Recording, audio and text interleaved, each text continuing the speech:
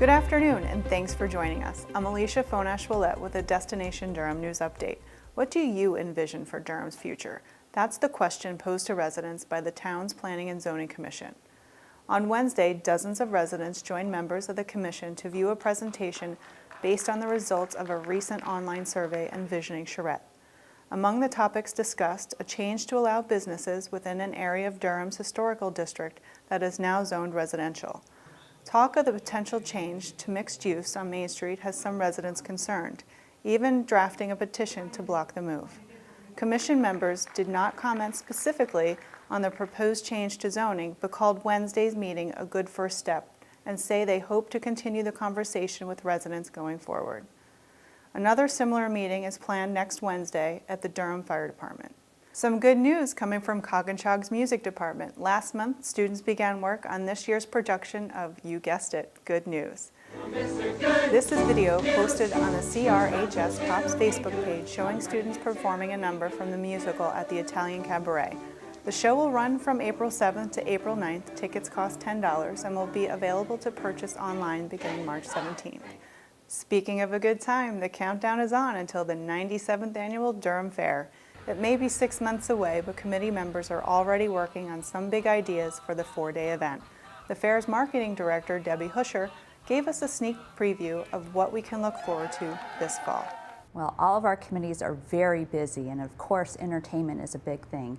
And we will be making some announcements probably in a couple months, but here's a little hint. We are going to have country, but we are also going to have a rock band. And they're considered one of the all-time top bands with 80 million records sold worldwide. So there's your hint. Quite a hint there, and Debbie says she'll even have more news to share soon. Be sure to like the Durham Fair Association Facebook page for any updates. In addition to the 4-day fair in September, the Durham Fair Association will be hosting a big celebration in June, meant to mark 100 years since the annual fair was first planned. What we're going to do is kick off 100 years when it was born with the celebration on June 16th, where we're going to invite the townspeople to share in the history that we have with the Durham Fair. Sure to be a great time for anyone who loves the Durham Fair. And we should mention that the Durham Fair 2015 commemorative book filled with pictures and lists with all of last year's contest winners will be mailed out to exhibitors in the next few weeks. Why do you relay? It's the question with many different answers that brought more than 700 people together for Durham's first Relay for Life last June. We sat down with event organizer and founder Emily Sokol to look back at the success of last year and to look forward to what we can expect for this year. I relay, so hopefully my kids never have to. Debbie Sokol is a cancer survivor, and like the hundreds of others who braved the elements last June to walk the relay course, a little bit of rain was not going to stop her from doing her part. We're so worried about the weather. We keep looking at the phones all day. Nobody cares. Kids are soaked. They don't care. They're just here to have a ball. See? No one was complaining about the rain. Said, all of the cancer survivors and the people who've suffered from cancer, they dealt with that. We can deal with a little bit of rain. That's nothing.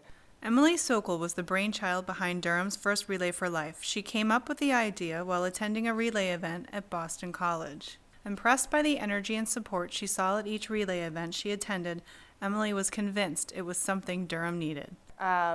Sheer number of people, again, the general just spirit of the event was so fun that I wasn't expecting anything to that magnitude, and it was just incredible.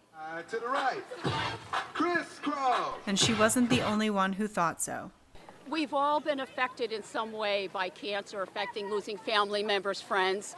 A bunch of us do Zumba together. We've been together for 6 years, and one of our team members, her sister's a cancer survivor, breast cancer survivor. So we thought this is a way to give back for all that we've all had to deal with. So it's a perfect way to say thank you. I relay for my father who lost his battle to pancreatic cancer, my mother-in-law who lost her battle to breast cancer, and our friend Debbie Sokol who won her battle, and for everybody else who's fighting this battle. The event raised over $60,000 in donations, but for Emily, the real reward was seeing how powerful the message behind the relay really was. My favorite part of the event was right at the beginning. The whole reason that I started Relay was because of my mom, and she wanted nothing to do with the survivor lap and hopped right in there, and I held myself together, and then I'm gonna cry talking about this.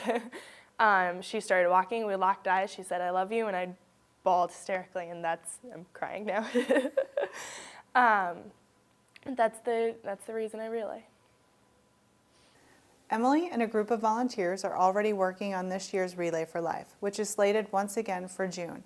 If you'd like to help out or donate, the group will be hosting a kickoff event on April 9th. Have a great idea, but no money to fund it? The Coginchaug Valley Education Foundation may be your answer. The nonprofit organization is offering grants to people or groups that promote lifelong learning in the community. The deadline for submissions is May 2nd, but CVEF will be hosting a workshop for anyone who's interested in writing a grant proposal. That event is held on Monday, April 4th at the library starting at 6. The Durham Public Library will also be home to a collection of art by Terry Oaks Beret. The local artist who passed away last March is being remembered with a special display of her works inside the library's activity center. We still have pastels, oils, and original watercolors for sale, and we thought what a better way for the town of Durham to see her work. There is still artwork available. All proceeds from these purchases will go to animal rescue groups. And we end this segment with a look back at artist Terry Oaks Beret. She sat down with us for an interview back in March of 2011, inviting us inside her Main Street studio for a look at her artwork. Our report now from Destination Durham's Bill Hall. I actually used to draw ducks on patient bandages in the hospital, waiting for somebody to discover me. And nobody came. Nobody discovered me.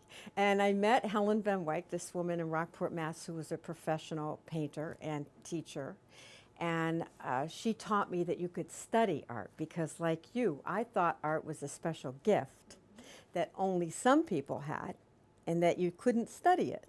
So when I met her and saw that you could study this, I said, whoa, I mean, you only have 7 things to learn. You only have to learn how to draw, how to shade, how to compose, what kind of brushes to use, what kind of paints, how to mix color. I mean, how hard could this be? I'm a nurse, right? Spent my whole life trying to learn those 7 things. But because it was so easy when I thought, well, it's only 7 things, I could do this. My husband said, get out of nursing and study art. And that is exactly what she would do. When Destination Durham visited Terry in her cozy Main Street studio, her collection of work was vast. One of the paintings that I love the most that I did, and it's just a little sketch that I had in a pile, and I found it last year sometime. And this was the center of the Durham Fair when Nick Naples was calling the horse pulls. And it was painted on the spot with Nick Naples calling. And of course, at the time, I didn't know that that part of the fair was going to change so dramatically. So when I found this in a pile of drawings of the fair, I was really excited. And it sort of, remember how the sunset used to come, and it was just such a dramatic scene. It was sort of like out of a movie set, the way the fair looked when the horse pull was in the center of the fair. So this is one that I really like. While Terry has painted in many places, she says Durham's historical houses and rich settings have played a big part in both her and her students' work. I teach people to paint and draw on location. That's really painting real life as it's happening, paying attention to your life in paint. I've got little kids going over to the Durham market, or when they have the thing on the green, and they go over and they're keeping journals and drawing the people at the market. Terry has taught both young and old and uses art as almost a therapy for her students. I have stroke patients who've come to study with me, and we've gotten them to be drawing and painting and getting their self-esteem back. And so get ADD kids coming in here, all these different kinds of things, and the brain really calms down. So painting and drawing can be sort of like a meditation. Here are all so when we go out, I take students out and we go to Maryland's Chickens, and then we just draw chickens. And so you might draw I beak, waddle, I beak, waddle, and then eventually start to get into the head and the whole head. And the kids just sit there with the chickens, drawing the chickens, and grown-ups do too. People act like putting a mark on that canvas is life and death. You know, so they're as afraid of that canvas as you could be about sticking a needle in somebody. So it's a very scary thing, facing your creativity.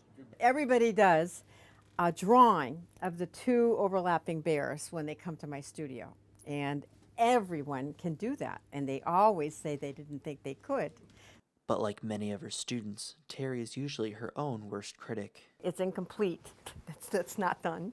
And I'm probably going to be putting figures in here because Michelle, our neighbor, actually, when she was going to the car, I took a picture of her as I wanted the door open or something going on, and her little girl was there. And then so I took some pictures. And so then this will just sit and wait. And then I'll decide. And I may want, there's pussy willows on my pussy willow bush. I thought, isn't that great? There are actual pussy willows out. And then I might put a bird in a tree and some action in here, and I have to adjust the values here. And so you're constantly critiquing, you look at it, you reevaluate what things you have to change, what you want to make it be, what kind of story are you trying to tell. I might get Sparky the horse in over here. But see, when you're doing that, there's just going to be little dots. You know, nobody's going to know that I have Sparky the horse in there, except me maybe.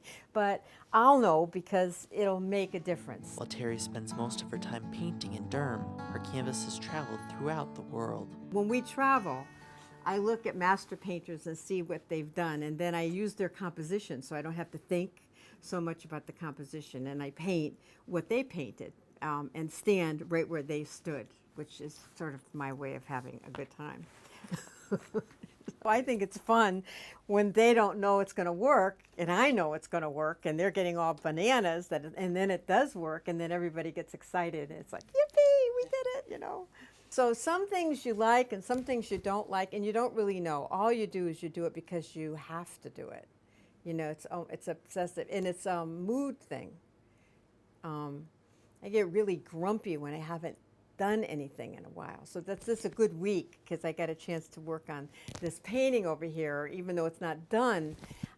Just the act of doing it is very, very, it's like food.